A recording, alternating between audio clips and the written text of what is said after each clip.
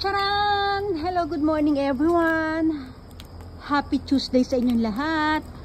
Lalong-lalo na sa mga Irenatics, Team Charan at Charanatics. So, ayan. Oh, ito na yung naabutan natin ngayong umaga. Wala, natunaw na yung yellow guys. Kasi may kasabay na ulan. Yung ano, may kasabay na pag-ulan. O, diba? O, ayan na siya. O, diba?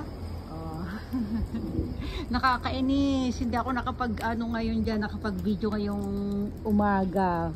Wala, kahit na maaga ako magising, ganito pa rin maaabutan ko kasi nga may kasabay na na ulan yung yellow, may kasabay na tubig.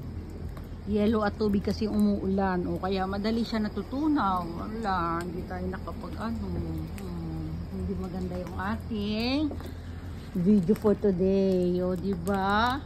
Okay na yan. At least, safe ang ating mga daanan. Kasi kung may yelo sa daanan, ako, delikado po. Ayun yung, dyan, mga yelo sa gitna na yan.